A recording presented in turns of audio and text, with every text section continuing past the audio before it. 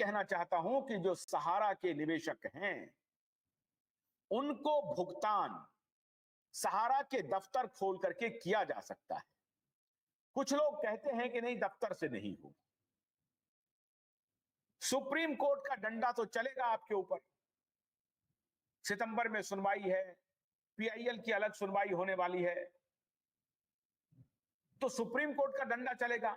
आप ये कह रही थी पार्लियामेंट में कि मैं कुछ नहीं कर रही हूं, सरकार कुछ नहीं कर रही है, सुप्रीम कोर्ट के निगरानी में जो कुछ भी हो रहा है हो रहा है।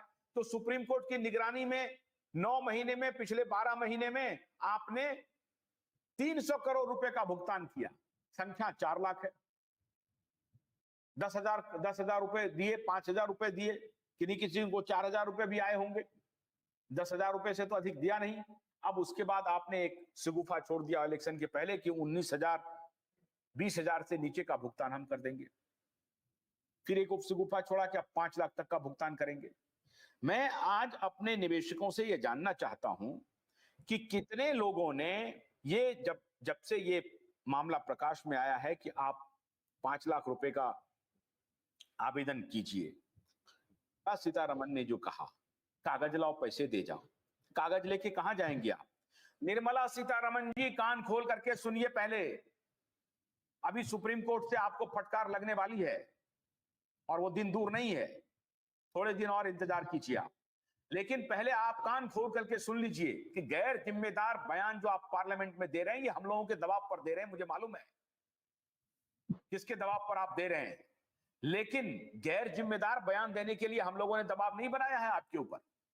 हम लोगों ने आपसे अनुरोध किया था कि पैसा निवेशकों का भुगतान कर दीजिए। भुगतान करने के क्या तरीके हो सकते हैं? अब सारे लोग, आज संगठन के भी लोग जुड़ गए हैं। सतीश जी, का दफ्तर खुलवाया जाए, सरकार की एजेंसी वहां बैठे, लोकल एडमिनिस्ट्रेशन की मदद ले और 25,000 करोड़ रुपए का पहले भुगतान करें। पहले भुगतान करें साहब वहां दफ्तर से, क्योंकि ये पोर्टल से भुगतान नहीं कर पा रहे। पोर्टल में गरीब आदमी को पता नहीं चल रहा है। ये पोर्टल में एक और साजिश चल रही है। पोर्टल में जाओ, ज्यादा से ज्यादा इंटरनेट यूज करो, उसका बेचारा का वो जो 200 रुपए का 300 रुपए का पैक है मोबाइल का वो 2 मिनट में खत्म हो जाए। ये सब तो काम चल रहा है, रैकेट चल रहा है। सरकार जो है पूंजीपतियों के हाथ में बिक चुकी है। अगर सरकार को ये है कि हमें भुगतान करना है तो ये पहले पोर्टल लॉन्च किया, 10,000 रुपए देना। 10,000 का मतलब क्या होता? जब जो मेरा इतना रुपया जमा है तो वो हमारे एकदम, चाहे सहकारिता मतलब जिला सहकारी बैंकों के माध्यम से, पोस्ट ऑफिस के माध्यम से या सारा कार्यालय के माध्यम से। और सबसे बड़ी बात तो कल हमें बेवकूफ बनाया गया वित्त मंत्रालय के द्वारा। अभी तक तो सहकारिता मंत्रालय से बनाया जा रहा था, अब कल वो ये कह रहे हैं कि कोई पैसा लेने वाला नहीं है। ये बताओ, हमने 1 करोड़ 20 लाख लोगों ने लॉगिन कर दिया है, वो कागज कहाँ चले गए? क्या एक डिपार्टमेंट को दूसरे? पूरा एक झूठा बयान है। कैसा बयान है? जो पूरा एक जो है पूरे देश की जनता को बेवकूफ बनाना है कि अब हम वहाँ कागज मंगाएंगे, फिर वेरिफिकेशन करेंगे, फिर ये करेंगे। और क्योंकि चुनाव आने वाले हैं, तब तक जनता बेवकूफ बनी रहेगी और फिर मोदी की जे बोलेगी और अपने गम भूल जाएगी। बस देश में यही चल रहा है, हिंदू मुस्लिम करते रहो और देश को लड़ाते रहो, मेन मुद्दों से जो है हटाते रहो बस सर।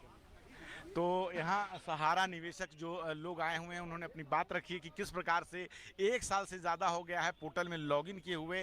तो लगभग 10 करोड़ से ज़्यादा निवेशक हैं और 86,000 करोड़ रुपया है और अभी तक वो पैसा नहीं बटा है। और वित्त मंत्री जो है सदन में बयान दे रही हैं कि कागज़ जमा कीजिए और पैसा ले जाइए। साफ साफ इनका कहना है कि चुनावों के समय पर जो है ऐसे बयान सरकार देती रहती है, लेकिन वो टाल मटोल कर रही है और पैसा नहीं देना चाहती है। इनका साफ साफ कहना है। क्या है आपकी राय इस पूरे बातचीत पर? आप अपनी राय में कमेंट बॉक्स में जरूर बताएं। मैं रंजय कुमार, कैमरामैन आशीष के साथ, नेशनल दस्तक। धन्यवाद। और सरकारी एजेंसियां जो इस तरीके के पैसे को, जनता की गाड़ी कमाई के पैसे को और अधिक समय तक होल्ड करके उनकी गाड़ी कमाई पर मलाई खाने का काम कर रही है, मुझे लगता है सरकार को ऐसी शर्मनाक गलती से बचना चाहिए और सर्वोच्च न्यायालय को इस पर संज्ञान लेते हुए सेबी को ऑर्डर करने चाहिए कि वो इस तरीके के पैसे को रिलीज करे और इसको एक एस्क्रो अकाउंट में डाल करके, और वहां पर इसको अगर और कुछ दिन होल्ड किया जाना है सेटलमेंट तक, तो एटलीस्ट उसके ऊपर जो क्लेमनेंट्स हैं वो इंटरेस्ट तो अर्न करें। उसे क्यों खोया जा रहा है और सेबी को क्या अधिकार है इस पैसे को होल्ड करने का?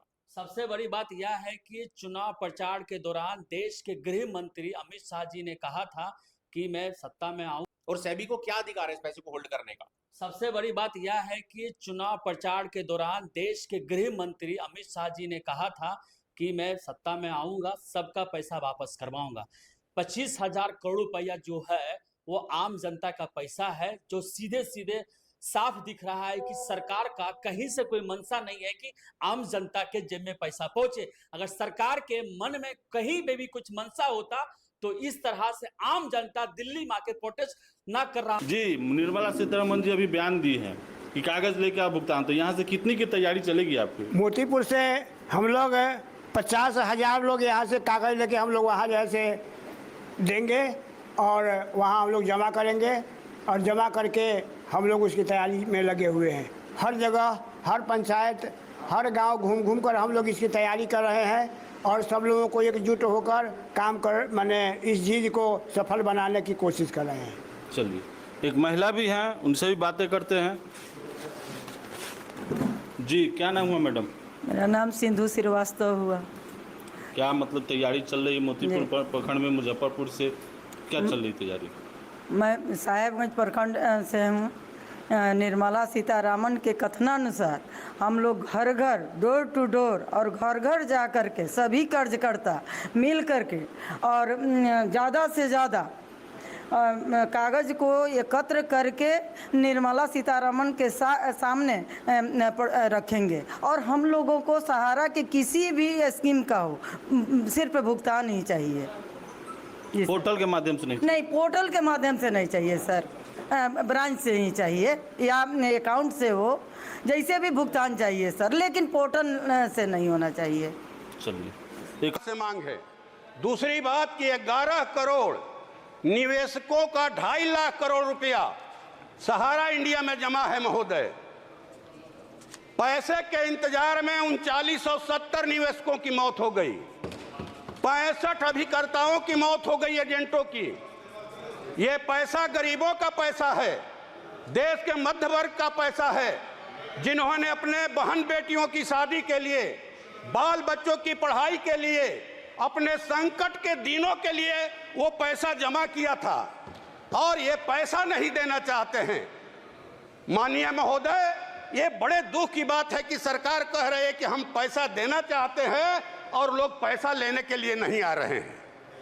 गांव में जो रोपनी डोहनी करने वाली महिलाएं हैं खेतों में, शहरों में जो झाड़ू पोछा का काम करती हैं दाई महिलाएं, रिक्शा टेम्पू ठेला चलाने वाले लोग हैं, फुटपाथी दुकानदार हैं, वो सरकार के पोर्टल के बारे में नहीं जानते।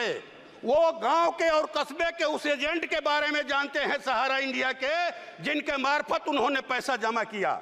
महोदय, आपके माध्यम से सरकार से हमारी मांग है कि ये पैसा एजेंटों के मार्फत दिलवाया जाए निवेशकों को। ये पेट पर लात पड़ रहा है उनका, कहे कि हुक उठती है जब वो हमसे कहते हैं, उनके अंदर हुक उठती है। तीसरी बात ये महोदय,